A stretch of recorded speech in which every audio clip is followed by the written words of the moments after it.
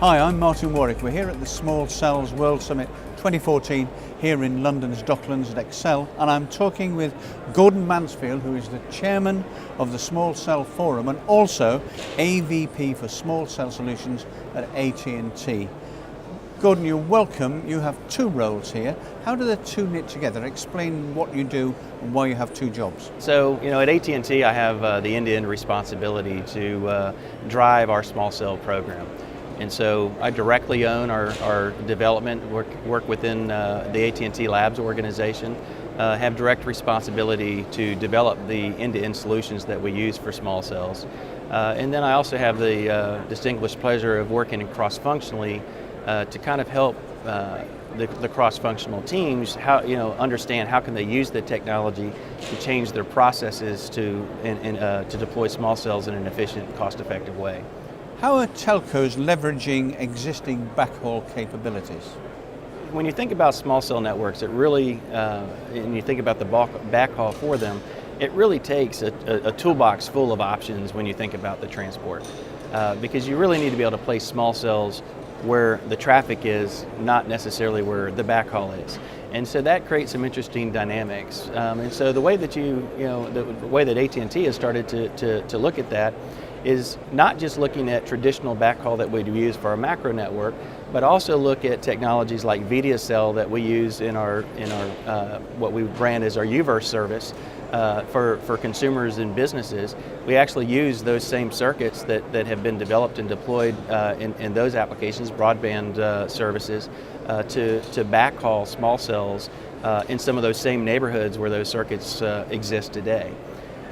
We've also then been forced to look outside of the box and say, okay, it's not just what exists today, but what other new technologies are out there that gives us cost-effective solutions so that we can put the right backhaul solution in place for the use case, for the location, for the engineering requirements for that exact install.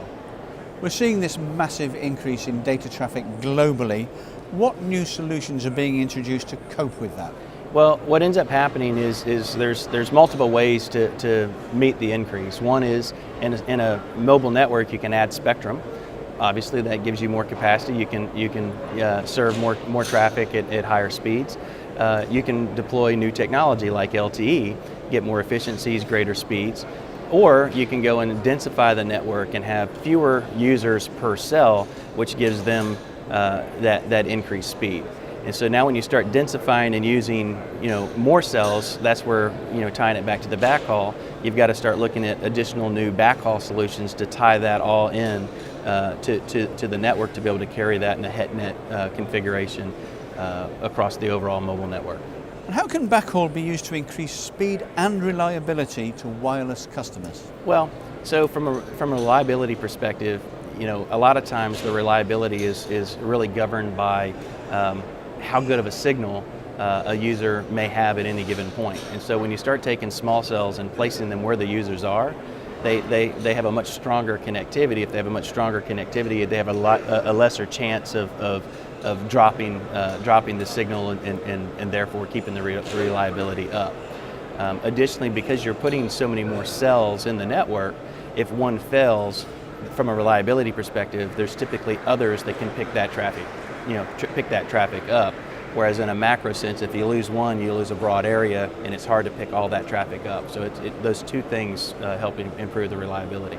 What do you think are the specific backhaul needs of small cells, and do you think that Wi-Fi can ever be a practical solution? So you do have two technologies that run in parallel, and frankly I like to think of it as complementary technologies. It's really not an either or, a lot of times it's and.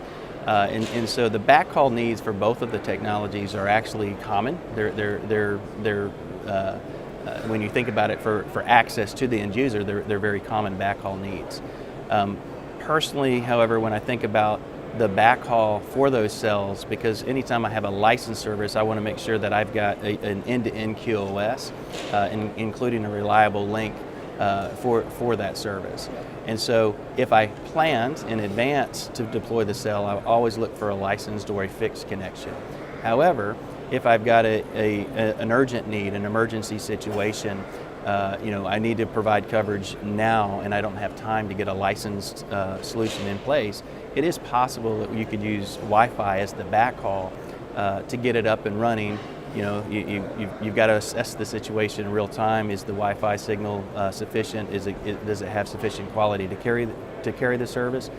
If it does, you can stand a cell up using that, and then maybe come back if it's going to be a more longer-term permanent link and use a licensed or fixed connection to make sure that you maintain a reliable link.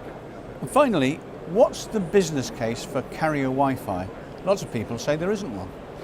So carrier Wi-Fi actually is a big strategy for AT&T, and so one of the big benefits with carrier Wi-Fi is you start to bring a security element that doesn't exist in open Wi-Fi today. And so if we can secure the signal, that's a first step. There's other technologies in carrier Wi-Fi like ANDSF and some other types of functionality that might be useful to go and steer your traffic, manage your traffic, to where if you've got real-time services that you want to have a guaranteed quality of service end-to-end, you might put on your licensed asset, whereas your best effort, you might be able to steer that to your unlicensed asset so that you can balance both your licensed and unlicensed assets real-time based on subscriber demand, localized conditions, because in the end of the day, the customer doesn't care if it's licensed, unlicensed, they care about the quality of experience. And so if you can bring those together with carrier Wi-Fi and licensed small cells or macro networks and deliver that quality of experience, then I think the customers will be happy. Gordon Mansfield, thanks a lot. Thank you.